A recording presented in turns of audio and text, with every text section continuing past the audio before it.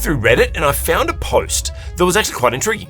Intriguing for a couple of reasons. First of all, I'm like, oh, this is a common question I get, and the question was about how to prioritize. I'm like, here, let me give some quite simple advice of what I give all my clients of how to prioritize as a leader, because we have all these conflicting responsibilities and demands of us, and it's really important to prioritize. Then there was something else that happened while reading this post.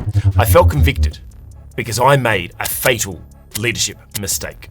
That's right, and so I thought it'd be even more perfect for me to speak about this because I made this mistake and I'm sure you've made this mistake too as a leader. Let me kind of just read through this Reddit post. And it wasn't, look, they just asked, how do you prioritize? And they're like, what are your preferred methods or tools, prioritize, blah, blah, blah, blah.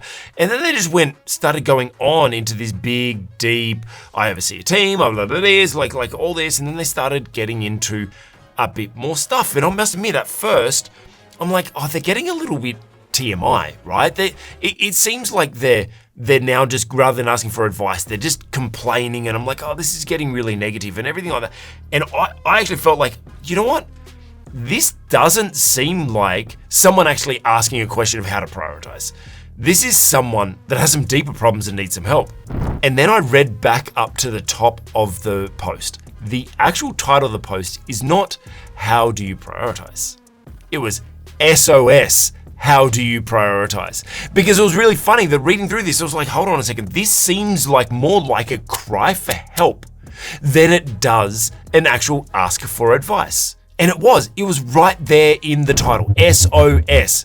That's a cry for help. And I think it's funny, we as leaders quite often, and I made this mistake of like, we just jump to a solution. We like grab the quick thing of like, oh yeah, this is the problem. Like a team member comes to you, they speak to you about something and they're like, hey, look, I've got this, like, oh yeah, just get it from that person or just get it from that person. And we don't take the time to actually understand what the real problem is. Because here this person is asking about prioritizing and I skipped over the SOS.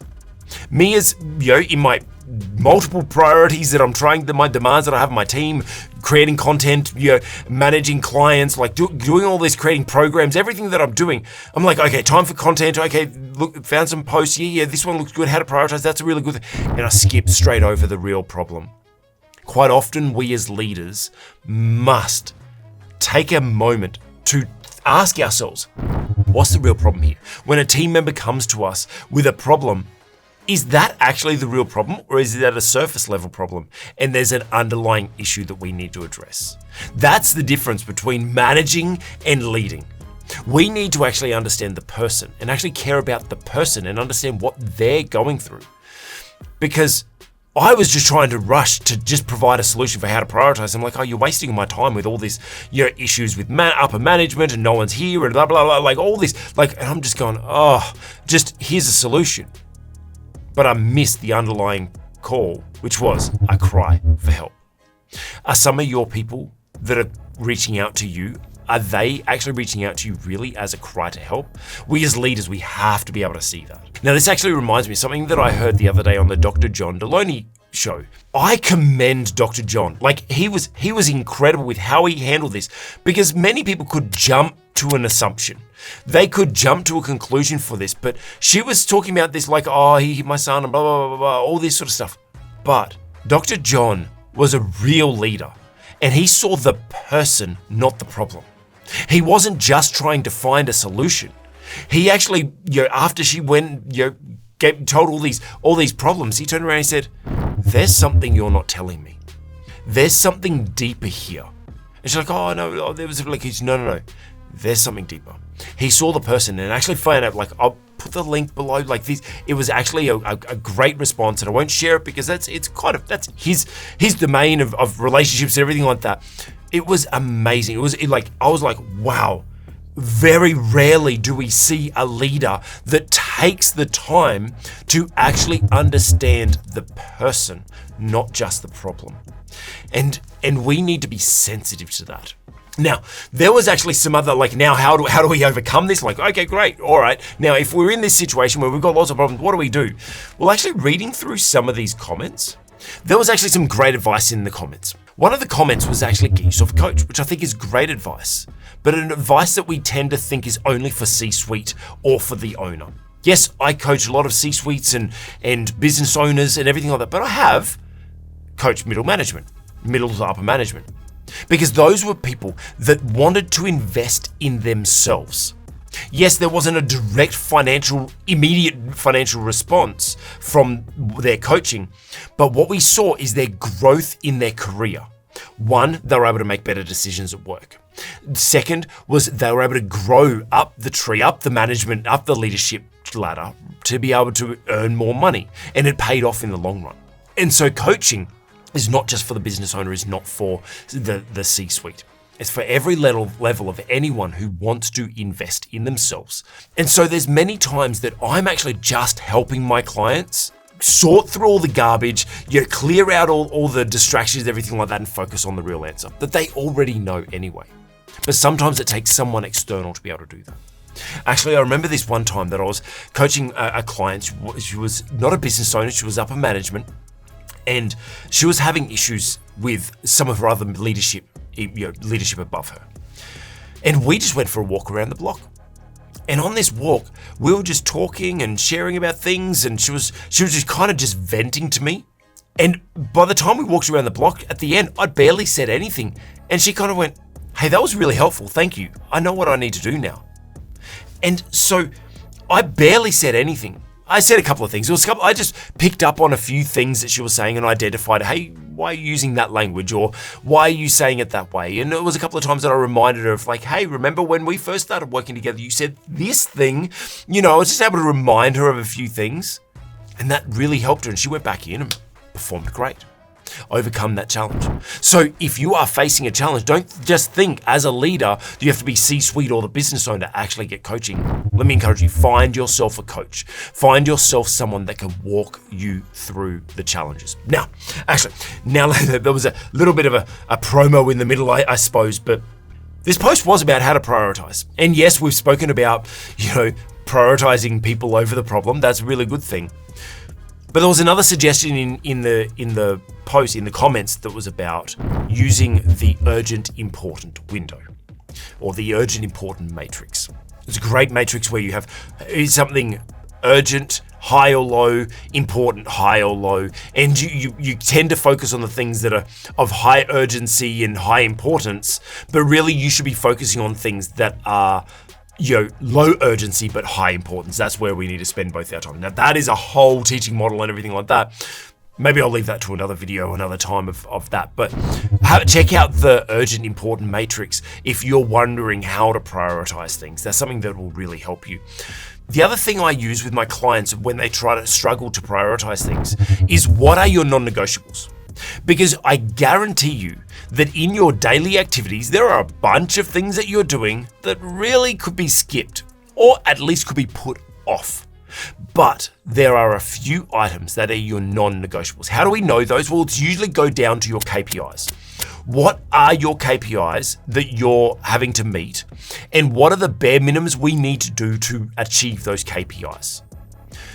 That is how we prioritize. Pick out our non-negotiables, got to do those things that are going to get us to our KPI. Now, as a leader, should you be doing more than that? 100%. But sometimes we just get overwhelmed, we get working too much, we've got too many conflicting priorities, and we have to sit down and prioritize what are our non-negotiables that are just going to get us to our KPIs. Another thing I do with my clients to help them prioritize is a little activity I call now, next, later. Now, next, later. And all what it is about prioritizing, about focusing on the things first that are going to be bringing in the results now, then focus on the results the things that are going to bring in results next, and the things that are going to bring in results later. So for example, now, what are the things that are going to bring in the results right now? There is something sitting on your desk that all what you're going to do is do a couple of tick flicks, maybe a bit of review, send it off, send an email, make a phone call, whatever it is, that's going to bring you results, going to lead to your KPI right now. That's the thing you should prioritize. Then, once you have completed all of those things, then you work on things that are going to bring the results next. Now, they're new things, they're things that are a little bit further down the line, like a little bit further away, that need a little bit more work to complete. We'll work on those ones. Start moving those forward so those next things become the now things, right? But we can't focus on the next things if if we have now things to do. Get those now things done. There'll be quick results for you. There'll be it'll be motivation, it'll be inspiration for you because you're checking things off, you're getting things done, you're getting results. Then you move on to the next stuff. Now, once you've completed the next stuff, then you work on the things that are going to bring in the results later. But here's the secret. Don't just work on the stuff that is going to bring in the results now. Yes, you need to prioritize those. But if you're not also working on things that are going to bring in results next, then your now is going to run empty and you're not going to have anything that is going to be worth ready now, if that makes sense. And you still need to prioritize some time to things that are going to bring in results later, because if you're not working on anything that's next or later, once you've finished everything you're doing now, you've got nothing to do. And then you're scrambling to try to keep the momentum going in your team, in your organization, in that project. But we obviously prioritize most of the time on the now stuff, some time on the next stuff, and then minimal time on the later stuff, but making sure that we don't forget it. Now, I want to finish off this video with one last comment. And actually, it was a comment from this Reddit post that I'm going to read it word for word, because this comment actually, it hit my feels, right? Like it touched my heart. I'm like, this person gets it, right? So this post was from Graceful Rebel X. I can feel the weight in your words. Now, how important is that as a leader when someone has just vented to you? You must acknowledge their feelings. You say, I can feel the weight in your words. Yeah, that was heavy. If you actually read through the actual post, it was so heavy. So you're acknowledging what they're feeling. Not discrediting them, acknowledging. Then next, she's like, they, I don't know who this person is, holding a team, shifting priorities, unclear communication, and still trying to show up with care while you're grieving. That's a lot for one person to carry.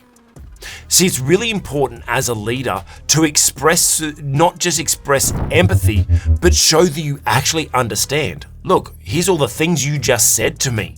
I'm listening to you. I hear you. I understand you. And then they say, in times like these, I've found that the best tool isn't another system or framework, but permission to be a human. To not have to figure it all out, to be kind to yourself while you keep doing the best you can. There's a little bit more to that, but I just want to end on that. This is something I say with my clients all the time. Give yourself permission. If you're not feeling well, give yourself permission just to take some time out. This week, actually, I've had a bad week. Just bad week energy-wise. I don't know why. I've just had a bit of a down week.